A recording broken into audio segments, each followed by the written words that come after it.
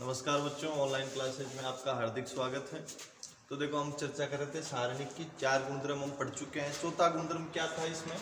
चौथा गुणधर्म जो हमने पढ़ा था इससे पहले वाले वीडियो में, कि यदि किसी सारणिक में किसी पंक्ति या स्तंभ को, ये कोई सारणिक है,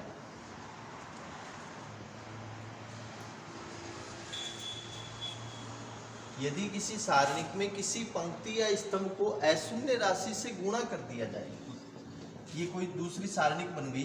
जैसे मान लो हमने पहले स्तंभ को के से गुणा कर दिया, KA1 KA2 KA3, B1 B2 B3, C1 C2 C3, तो जो डेल 1 बराबर होगा, ये किसके बराबर होगा बच्चों? K गुणा मूल सारणिक, दोनों के गुणनफल के मान के बराबर होगा। यही पढ़ा था हमने चौथे नियम में। तो देखो इधर, अब यहां से हम इसको उल्टा समझें कि भाई पहले स्तंभ को के से गुणा कर रखा है ना, ये पहले स्तंभ में है, तो इसमें से क्या कर सकते हैं हम? कॉमन निकाल लिया, बाहर आ गया, डेल बचा। डेल का मतलब डेल 1 बराबर के गुणा डेल क्या है?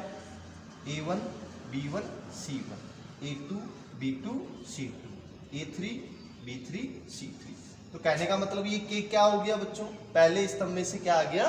कॉमन आ गया। आ रही है बात समझ में? ऐसे मान लो अगर ये 2 से गुणा होता, 2 पंक्तियों से गुणा होता, जैसे मान लो 2 से गुणा करके लिख दूं, KA1 KB1 C1, KA2 KB2 C2, KA3 KB3 C3। तो देखो, अब ऐसे कॉमन लेंगे। पहले स्तंभ से हमने कॉमन लिया तो क्या आया बच्चों? बाहर के आया। अब ऐसे दूसरे स्तंभ से हम कॉमन लें तो क्या आएगा? फिर के आएगा। अब क्या बचेगा? A1 A2 A3 B1 B2 B3 C1 C2 C3। तो ये बन गया बच्चों के गुणा के, क्या बन गया? के square A1 B1 C1, A2 B2 C2, A3 B3 C3। तो कहने का मतलब ये है कि सारणिक में अगर हम गुणा करें तब भी एक पंक्ति या एक स्तंभ को ही गुणा किया जाता है, या अगर हम कॉमन लें तब भी एक पंक्ति या एक स्तंभ में से ही हम क्या कर सकते हैं बच्चों? कॉमन ले सकते हैं। मैट्रिक्स में क्या था? मैट्रिक्स में अगर हम गुणा करते हैं तो प्रत्येक अवयव को गुणा करते हैं, जबकि सारणिक में अगर हम गुणा करेंगे तो किसी एक पंक्ति या एक स्तंभ को गुणा करते हैं। अगर कॉमन लें तो मैट्रिक्स में हम सारे अवयव में से कॉमन लेते हैं, जबकि सारणिक में हम किसी एक पंक्ति या एक स्तंभ में से कॉमन लेते हैं। ठीक है, अब चर्चा करते हैं नेक्स्ट गुणधर्म।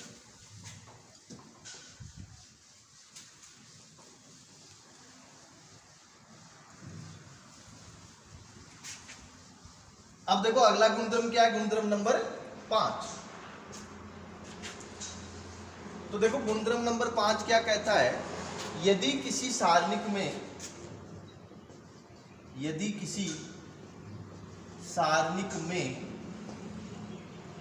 एक पंक्ति या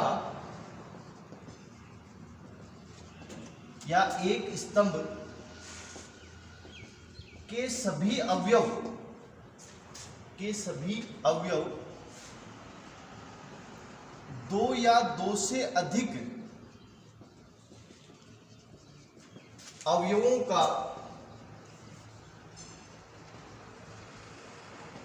का योग हो तो उसे 2 सारणिकों के योगफल के रूप में लिखा जा सकता है। यदि किसी सारणिक में एक पंक्ति या एक स्तंभ के सभी अवयव 2 या 2 से अधिक अवयवों का योग हो तो उस सारणिक को 2 या 2 से अधिक सारणिकों के योगफल के रूप में लिखा जा सकता है। जैसे हम बात करें, कोई सारणिक ले ली हमने, A1 B1 C1, A2 B2 C2।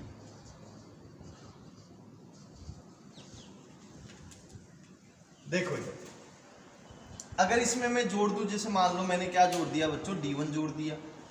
इसमें भी मैंने क्या जोड़ दिया? D1 जोड़ दिया। और इसमें भी क्या जोड़ दिया बेटा? मैंने D1 जोड़ दिया।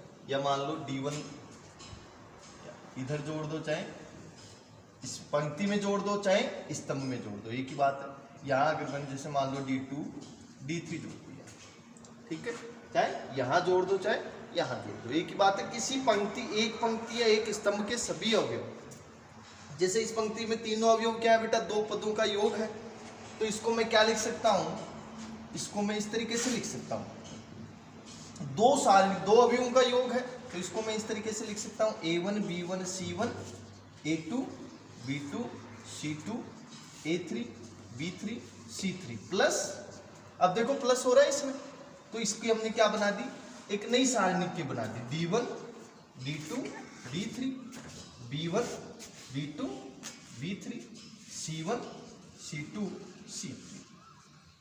तो यदि किसी सारणिक में एक पंक्ति या एक स्तंभ के सभी अवयव, दो या दो से अधिक अवयवों का योग हो, तो इसमें दो अवयवों का योग है, तो इसको हमने क्या कर दिया, दो सारणिकों के योगफल के रूप में लिख दिया। इसको हम सिद्ध करके भी देख सकते हैं। देखो इसको हम सिद्ध करेंगे, ये हमारी मेन मूल सारणिक हो गई, और ये इसको हम क्या लिख सकते हैं, इस तरीके से लिख सकते हैं। इसको अगर हम सिद्ध करके देखें तो देखो सिद्ध भी कर सकते हैं इसको हम सिद्ध करें तो देखो ये पहली स्तंभ हो गई, ये दूसरी स्तंभ, ये तीसरी स्तंभ, ये पहली पंक्ति दूसरी पंक्ति तीसरी। प्रसार द्वारा हल करूं इसको, प्रसार द्वारा, तो देखो इसमें पहले स्तंभ के सापेक्ष प्रसार कर दूं, पहले स्तंभ के सापेक्ष प्रसार करने पर, पहले स्तंभ के सापेक्ष प्रसार करूं तो बच्चों किस तरीके से चिन्ह कैसे आएगा, प्लस माइनस प्लस, ऐसे ही आएगा। तो देखो इधर डेल बराबर क्या बनेगा, A1 प्लस D1, यही आएगा पहला अवयव। अब देखो ये किस में आ रहा है, पहली पंक्ति पहले स्तंभ में, इन दोनों को छोड़ दो तो क्या बनेगा, B2 C2 B3 C3 B2 C2 B3 C3। अब क्या आएगा चिन्ह, माइनस A2 प्लस D2। अब देखो इधर पहला स्तंभ दूसरी पंक्ति को छोड़ दे तो B1 C1 B3 C3 B1 C1 B3 C3, फिर किसका चिन्ह आएगा बच्चों, प्लस का, A3 प्लस D3। किसमें आ रहा है, देखो पहले स्तंभ और तीसरी पंक्ति में, इन दोनों को छोड़ दूं तो क्या बना, B1 C1 B2 C3 B1 C1 B2 C3, यही बनेगा। अब देखो इसको अलग अलग हम गुणा करें तो देखो इधर इसका मतलब क्या बच्चों, ये दोनों इससे क्या हो रहे हैं, गुणा हो रहे हैं, तो इसको अलग अलग लिखूं तो A1 गुणा, ये सारणिक आएगी B2 C2 B3 C3, फिर किसका चिन्ह है बच्चों, प्लस का, D1 into B2 C2 B3 C3। अब माइनस है तो दोनों माइनस में आएंगे, गुणा होगा तो minus A2 B1 C1 B3 C3 minus D2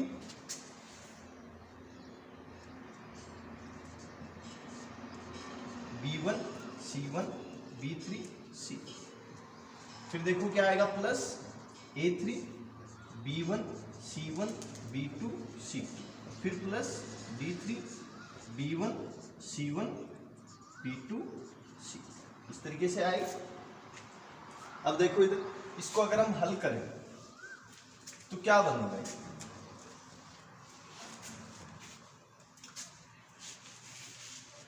अब देखो इधर A1 वाले ले लेते हैं, A1 फिर माइनस A2 और प्लस A3, तो ये बना, देखो इधर A1 फिर क्या आ रहा है बच्चों, B2 C2 B3 C3, फिर minus A2 B1 C1 B3 C3 plus A3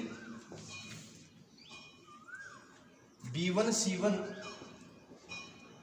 B2 C2 plus, अब D वाले ले लो, D1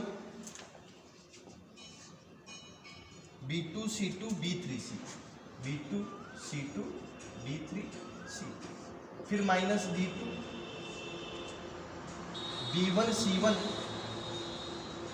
B3 C3 plus D3 B1 C1 D2 C2। ये अब देखो इधर, ये पूरी प्लस माइनस प्लस आ रहा है।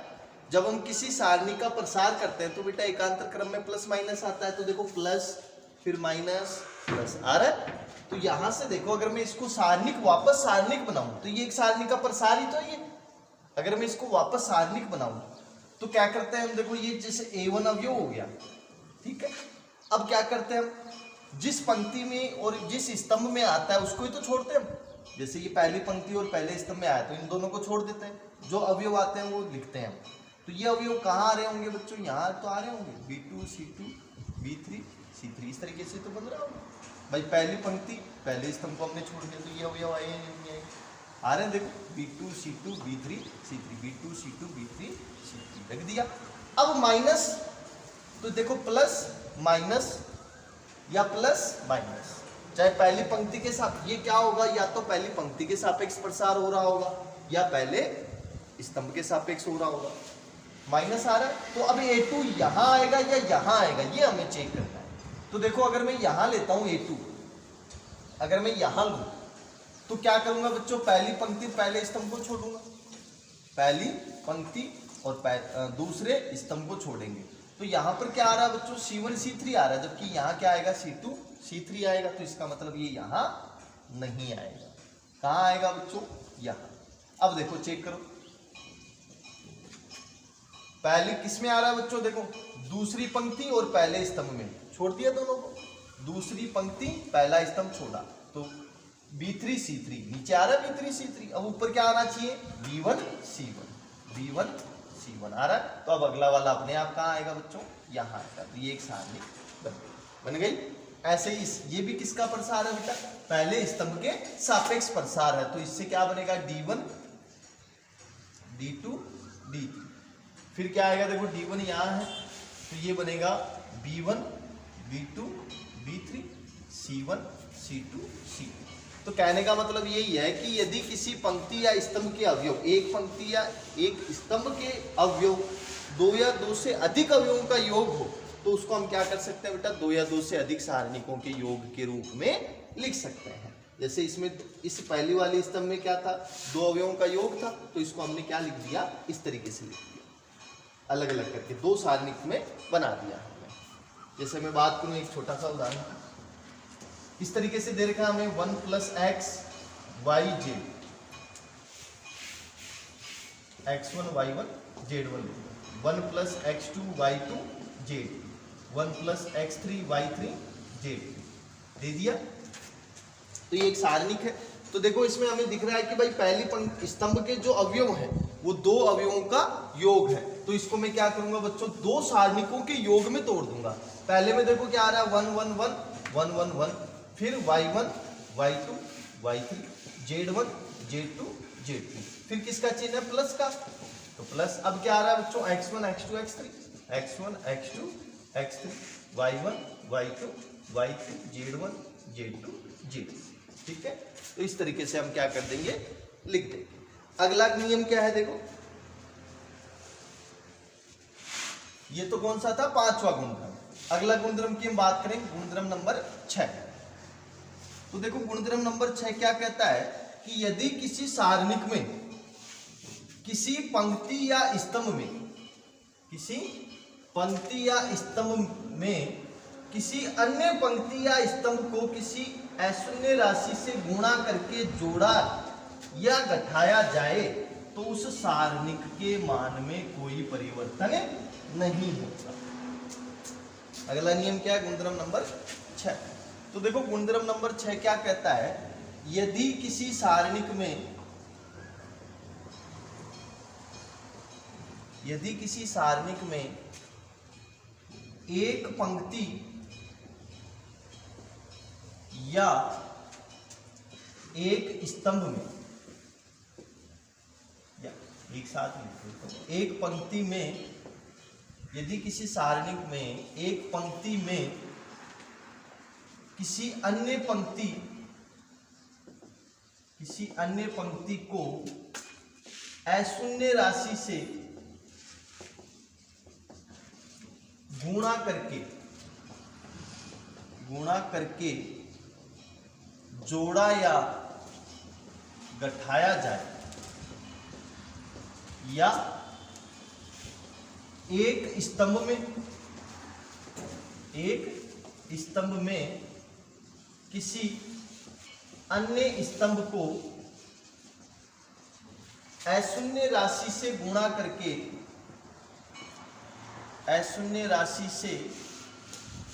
करके जोड़ा या घटाया जाए तो सारणिक के मान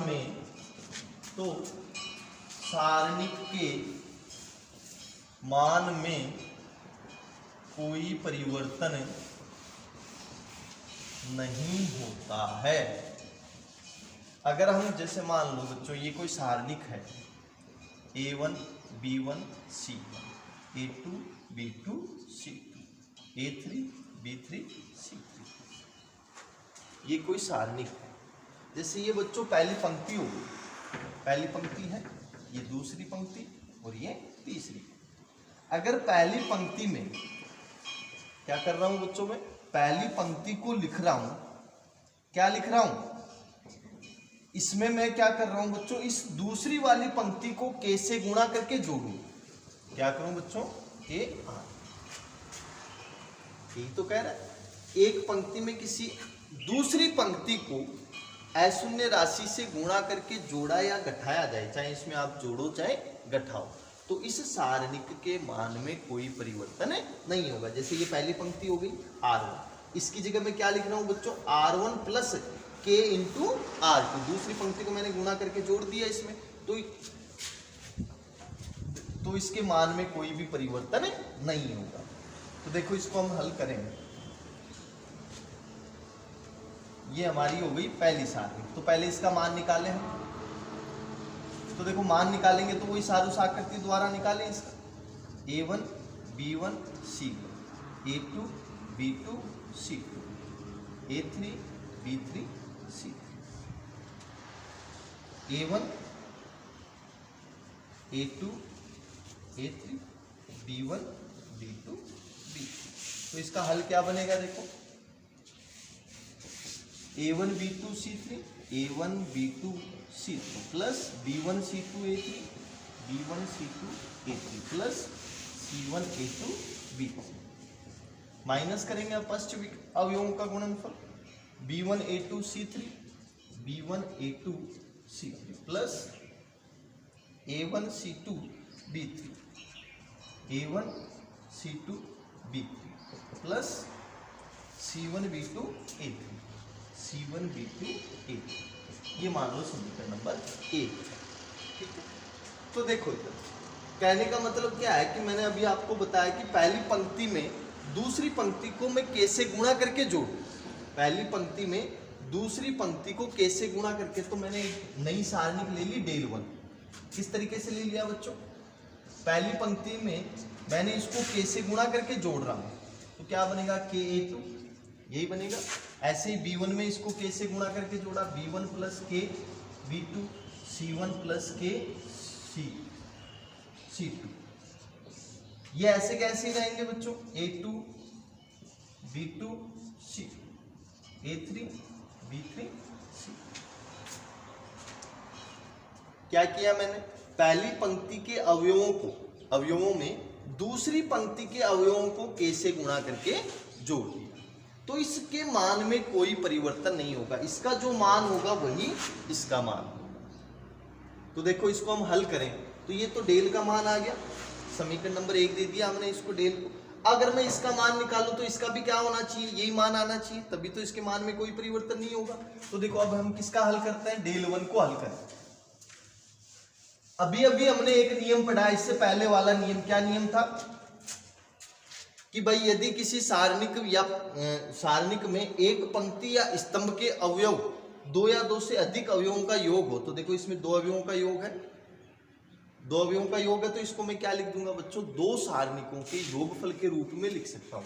डेल 1 को क्या लिख सकता हूं मैं, A1 A2 A3 B1 B2 B3 C1 C2 C3। अब क्या आ रहा है बच्चों, प्लस हो रहा है सब में, तो मैंने क्या कर दिया, प्लस करके एक इससे नई सारणिक बना दी, KA2 KB2 KC2। ऐसे ही बच्चों A2 B2 C2 A3 B3 C3। अभी अभी पढ़ा है हमने नियम, तो इस नियम का हमने क्या कर लिया, यूज कर लिया। देखो अब इसमें गुणधर्म नंबर 4 क्या था बच्चों, यहां देखो इस पंक्ति में, पहली पंक्ति में सारे अवयव बच्चों कैसे गुणा है या नहीं है। तो मैंने बताया था जब हम कॉमन लेंगे सारणिक में, तो या तो एक पंक्ति में से लेंगे या एक स्तंभ में से। तो इस पंक्ति में क्या आ रहा है सब में, तो हम इसमें से क्या निकाल लेंगे बच्चों, के बाहर निकाल लेंगे। ये ऐसे कैसे रहेगा, A1 B1 C1 A2 B2 C2 plus के बाहर निकाल लिया मैंने, तो क्या बचा बच्चों, A2 B2 C2 A2 B2 C2 A3 B3 C3। बचा या नहीं बचा। अब बेटा एक नियम याद करो, कौन सा, तीसरा नियम। तीसरा नियम क्या था, यदि किसी पंक्ति में, यदि किसी सारणिक में दो पंक्ति या दो स्तंभ आपस में समान हो, तो देखो इसमें समान है या नहीं है। अगर दो पंक्ति या दो स्तंभ समान हो तो उस सारणी का मान क्या होता है, सदैव शून्य होता है। तो इसका मान क्या होगा बच्चों, शून्य। तो ये तो जीरो हो गया, तो ये जीरो हो गया, तो कैसे गुणा हुआ, जीरो। बचा क्या, केवल ये वाला बचेगा। तो क्या बचेगा, केवल A1 B1 C1 A2 B2 C2 A3 B3 C3। यानी कहने का मतलब क्या बचेगा बच्चों, डेल बचेगा। सॉरी। तो ये हो गया हमारा छठा नियम, ठीक है। तो यानी किसी सारणी, छठा गुणधर्म क्या है, यदि किसी सारणिक में किसी पंक्ति या स्तंभ में अन्य पंक्ति या स्तंभ को किसी अचर से गुणा करके जोड़ा जाए, तो उस सारणी के मान में कोई परिवर्तन नहीं होता है। वही मान रहेगा जो इस वाले सारणी का था, वही किसका रहेगा बच्चों, इस वाले सारणी का रहेगा। तो हम क्या कह सकते हैं कि भाई डेल किसके बराबर हो गया बच्चों, डेल 1 के बराबर, ठीक है। अगला गुणधर्म क्या है, गुणधर्म नंबर 7, सारणिक की किसी पंक्ति या स्तंभ के अवयवों का किसी अन्य पंक्ति या स्तंभ के सहखंडों से गुणा करके गुणा करने पर प्राप्त राशियों का योग सदैव शून्य होता है। गुणधर्म नंबर 7। तो देखो गुणधर्म नंबर 7 की हम बात करें, तो गुणधर्म नंबर 7 क्या है, यदि किसी सारणिक में किसी पंक्ति या स्तंभ को अन्य पंक्ति या स्तंभ के सहखंडों से गुणा करके जोड़ा जाए, तो उस सारणी का मान सदैव शून्य होगा। उसका मान क्या होता है, शून्य होता है। गुणधर्म नंबर 7, यदि किसी सारणिक में किसी पंक्ति या स्तंभ के अवयवों को दूसरी पंक्ति या स्तंभ के सहखंडों से गुणा करके जोड़ा जाए, तो मान शून्य होता है। ये हमारा कौन सा नियम है, 7वां गुणधर्म। जैसे मान लो बच्चों हमने डेल ले लिया A1 B1 C1, या ऐसे मान लो जैसे A11, इस तरीके से ले लें हम A11 A12 A13 A21 A22 A23 A31 A32 A33। ये कोई सारणिक है। तो कह रहा क्या है बच्चों, किसी पंक्ति या स्तंभ के अवयवों को अन्य पंक्ति या स्तंभ के सहखंडों से गुणा, सहखंड हमने पढ़ा था, सहखंड को हम किससे डिनोट करते हैं बच्चों, Fij से। और Fij बराबर किसके होता है बच्चों, -1 की पावर i प्लस j गुणा Aij। Aij क्या है, कैपिटल Aij, उपसारणी, बताया था मैंने। ये तो होती है उपसारणी, और ये क्या है बच्चों, सहखंड, इसी से डिनोट करते हैं। तो देखो डेल का मान जो सारणी का मान होता है सेकंडों के पदों में बताया था मैंने कि भाई ये A11 तो सेकंड में कैसे लिखेंगे F11 plus A12 F12 plus A13 F13। तो ये किसको बताएगा बच्चों सारणी के मान को। या अगर मैं दूसरी पंक्ति के सापेक्ष लिखूं तो A21 F21 इसी का सेकंड होना चाहिए, A22 F22 A23 F23। अगर तीसरी पंक्ति के सापेक्ष लिखूं तो A31 into F31 plus A32 into F32 plus A33 into F33। तो ये तो किसको बताता है बेटा सारणी के मान को बताता है। लेकिन हमें करना क्या है बच्चों, अवयव तो पहली पंक्ति के लेना है और सेकंड हम मान लो दूसरी पंक्ति के ले लें या तीसरी पंक्ति के ले लो तो उसका मान क्या होगा शून्य होगा। ये तो डेल को बताता है। अगर हम क्या करें बच्चों A21 या A11 सेकंड ले लिया हमने दूसरी पंक्ति का, इसका ले लिया दूसरी पंक्ति का F21 plus A22 F22 plus A1 पहले पंक्ति के अवयव ले रहा हूं A13 इंटू F23। तो इसका जो मान होगा वो क्या होगा शून्य होगा। इसका मान क्या होगा बेटा शून्य। या A11 तीसरी पंक्ति के सेकंड ले लिए मैंने F31 plus A12 F32 plus A13 F33। इसका मान भी क्या होगा बच्चों 0 होगा।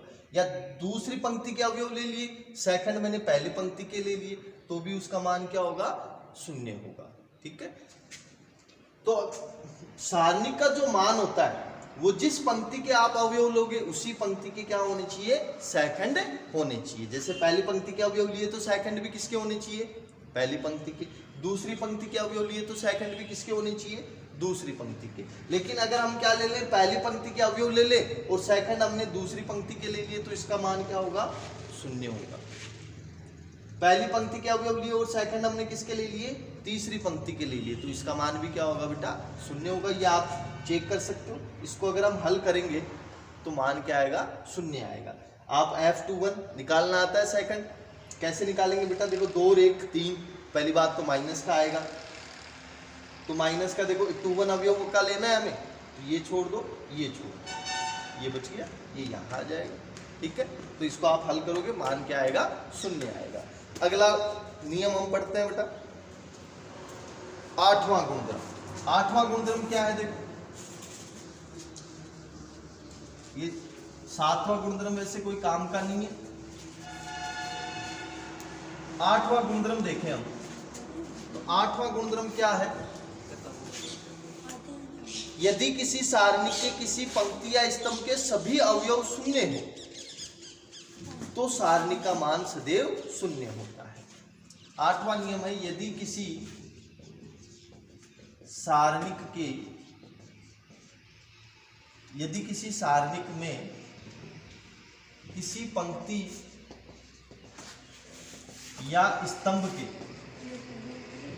सभी अवयव शून्य हो, सभी अवयव क्या हो शून्य हो तो उस सारणिक का मान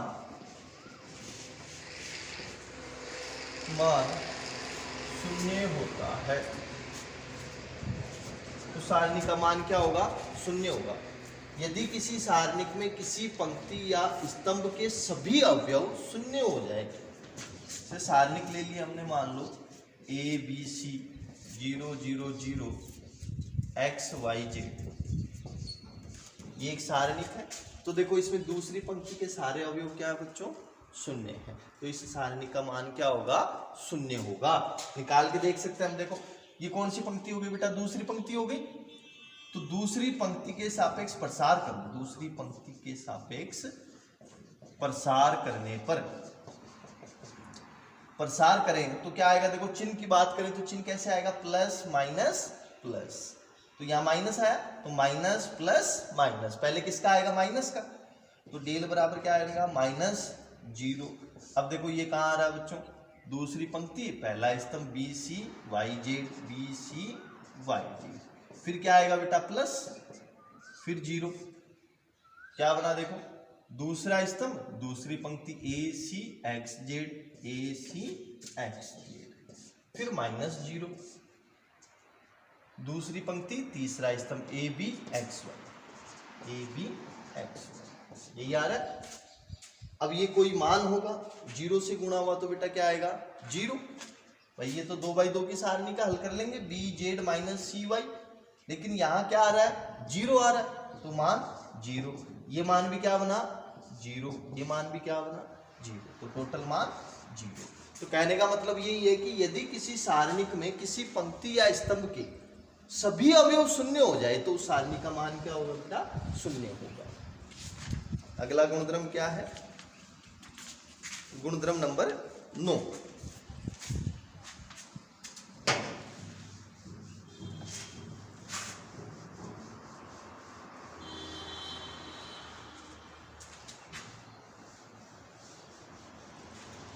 तो देखो गुणधर्म नंबर 9 क्या है, गुणधर्म नंबर 9 कहता है कि त्रिभुजाकार अवयव से संबंधित सारणिक का मान उसके मुख्य विकर्ण के अवयवों का गुणन होता है।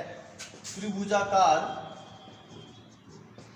अवयव से संबंधित सारणिक का मान उसके मुख्य विकर्ण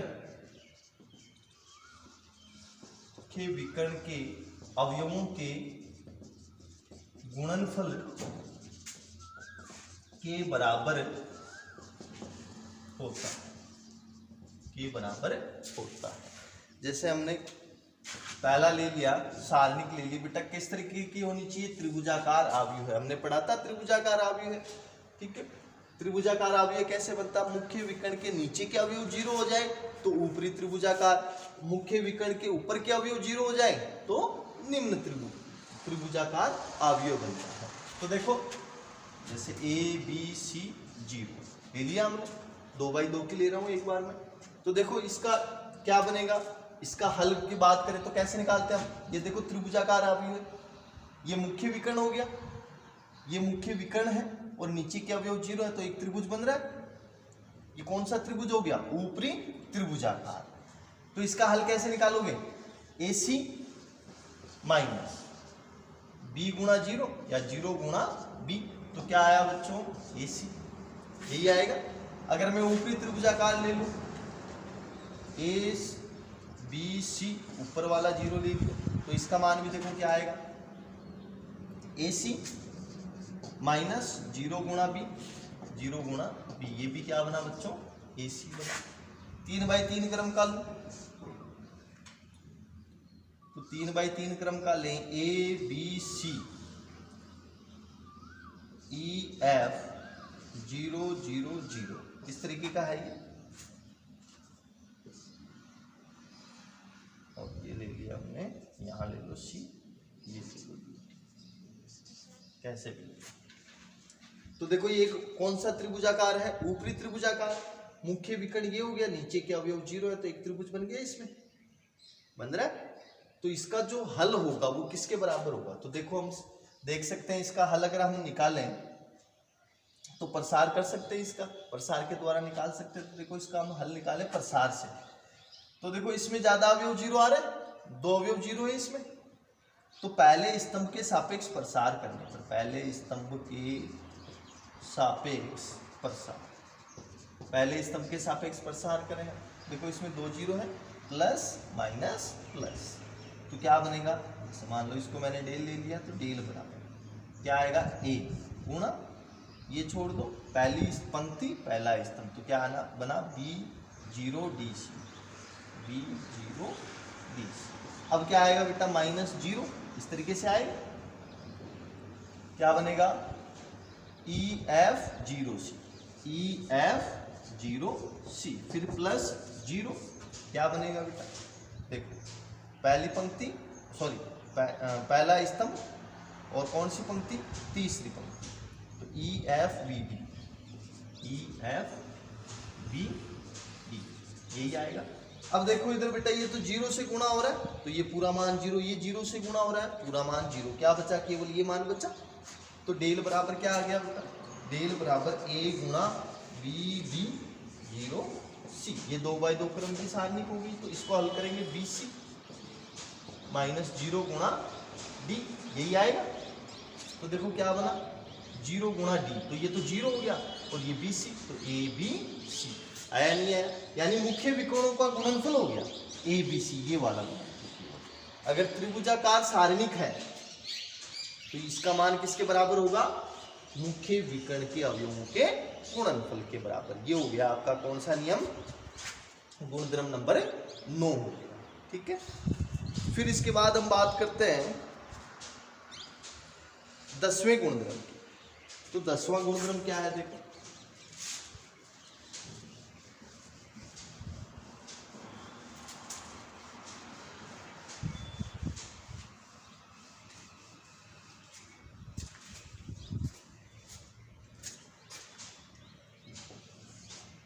10वां गुणधर्म है, यदि किसी सारणिक में, यदि किसी सारणिक में x के बहुपद हो, x के बहुपद हो और x के स्थान पर, और x के स्थान पर a रखने पर सारणिक का मान शून्य हो, सारणिक का मान शून्य हो, तो x माइनस a सारणिक का एक गुणनखंड होगा, एक गुणनखंड होगा। जैसे मान लो डेल हमने कोई सारणिक ले ली बेटा, 1x x square, 1a a square, 1b b square, ये कोई सारणिक है, ठीक है। अगर इस सारणिक में मैं x बराबर a रखूं, देखो x बराबर a रखूं, इसमें x बराबर a रखूं तो डेल बराबर क्या बनेगा, 1x की जगह a रखा तो a square, 1a a square, 1b b square. तो देखो इसमें दो पंक्ति समान हुई या नहीं हुई, हो गई दो पंक्ति समान, और दो पंक्ति समान होती सारणी का मान शून्य हो गया। दो पंक्ति समान होती सारणी का मान क्या होता है बच्चों, जी। तो इसका मतलब x बराबर a रखने पर इस सारणी का मान क्या हो गया, 0। तो इस सारणी का एक गुणनखंड क्या हो जाएगा, एक गुणनखंड x माइनस a होगा। ऐसे ही अगर मैं x बराबर b रख दूं, यानी x की जगह a की जगह क्या रख दूं, b, तो a की जगह b रखूंगा तो डेल बराबर क्या बनेगा, देखो a की जगह x की जगह मैंने क्या रख दिया, b रख दिया, तो ये बना 1b b square, 1a a square और 1b b स्क्वायर, यही आ रहा है। अब इसमें भी देखो दो पंक्ति समान हो गई, पहली और तीसरी पंक्ति समान हो रही है, तो इसका मान भी क्या होगा, 0। तो यहाँ से x माइनस बी भी क्या हो गया, एक गुणनखंड हो गया, गुणनखंड हो गया। इसका एक क्या हो गया बेटा, गुणनखंड हो गया। इसको मैं देखो हल करके दिखा सकता हूँ कि भाई इसका x माइनस ए और x माइनस बी क्या है, गुणनखंड है। तो देखो इसको हम हल करेंगे, तो हल कैसे करेंगे, देखो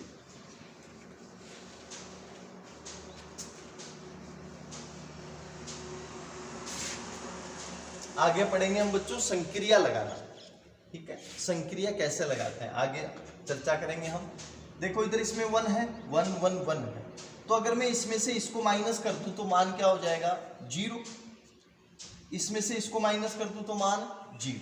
ये चर्चा करेंगे आप आगे संक्रिया लगाना। पहले मैं आपको सीधा प्रसार से ही बता देता हूँ, है ना।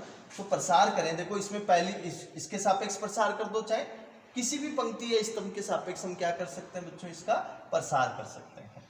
तो देखो पहले स्तंभ के सापेक्ष प्रसार करें, पहले स्तंभ के सापेक्ष प्रसार करने पर संक्रिया हम आगे लगाना सीखेंगे, ठीक है। तो देखो पहली पंक्ति के सापेक्ष प्रसार करें, प्लस माइनस प्लस, तो डेल बराबर क्या आएगा, 1। किसमें आ रहा है बच्चों, पहली पंक्ति पहले स्तंभ में, तो क्या बना a स्क्वायर b स्क्वायर। अब क्या आएगा, -1। किसमें आ रहा है बेटा, दूसरी पंक्ति पहला स्तंभ x x square b b square x x square b b square, फिर +1 क्या बनेगा बच्चों, x x square a square x x square a square. ठीक है, तो देखो इसको हल करें तो ये बन रहा होगा बच्चों A B square minus A square B, यही आएगा। फिर माइनस इसको हल करें X B square minus x square B, यही आएगा। इसको हल करें एक्स ए स्क्वायर माइनस एक्स स्क्वायर ए, यही बनेगा। तो देखो हल करो इसको,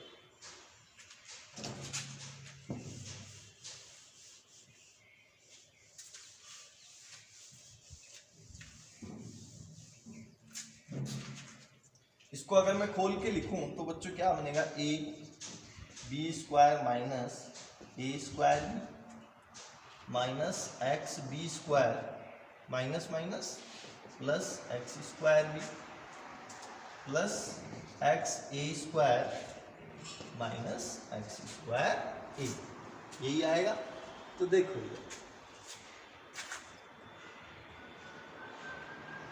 ए स्क्वायर यहाँ पे आ रहा है और ए स्क्वायर यहाँ आ रहा है ए स्क्वायर, दोनों में ए स्क्वायर का पद है। तो ए स्क्वायर का पद अगर मैं अलग करूं तो ये बनेगा एक्स ए स्क्वायर माइनस ए स्क्वायर बी, ये तो ए स्क्वायर का पद हो गया। बी स्क्वायर का पद देखो, एक ये रहा और एक ये रहा, A B square minus x B square,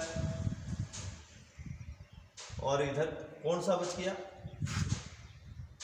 x A square ये आ गया और ये आ गया, ए बी स्क्वायर ये आ गया और ये आ गया, एक ये बच गया और एक ये बच गया, x square b minus x square a, इस तरीके से बच गया ये। तो देखो इधर इसमें हमें क्या बनाना है बच्चों, x माइनस ए और x माइनस बी गुणनखंड बनाना है।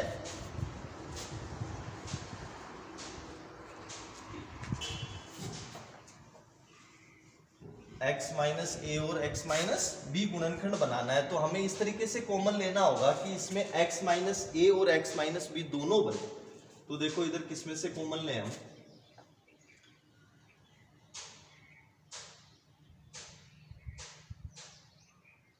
A B square minus x B square है, अगर इसमें से मैं बी स्क्वायर निकालूं तो ये बनेगा a minus x, x square B,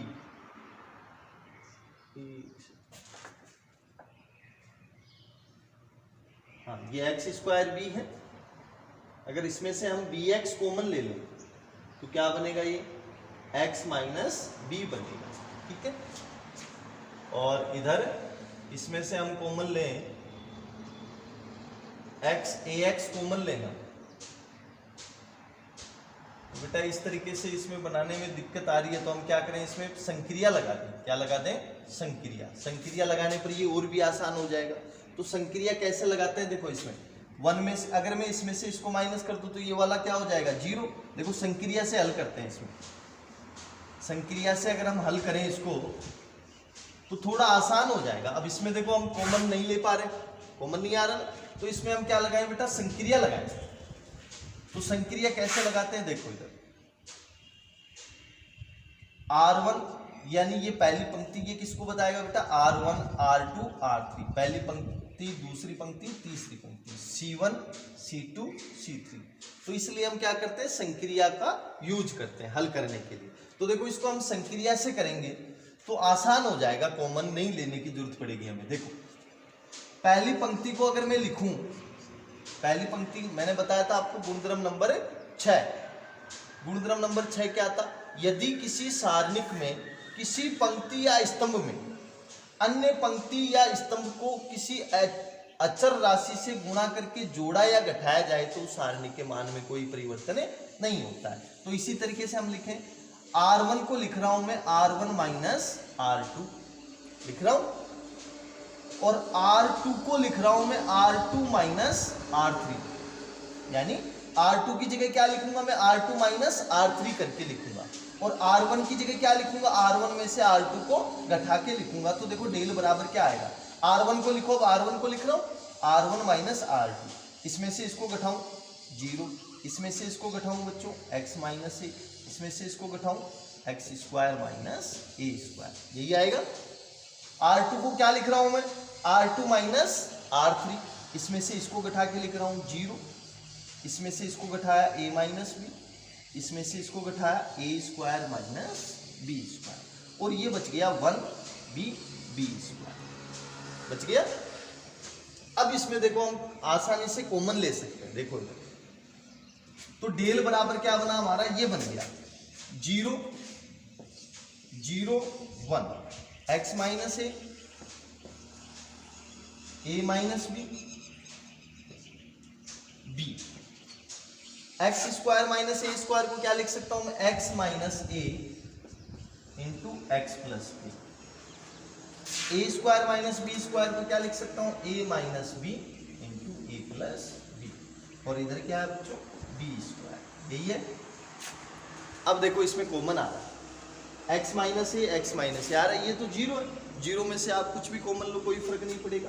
तो यहां से हम क्या बाहर निकाल लें बच्चों, एक्स माइनस ए बाहर निकाल लो, तो x माइनस ए बाहर आ गया, और इधर देखो a माइनस बी भी आ रहा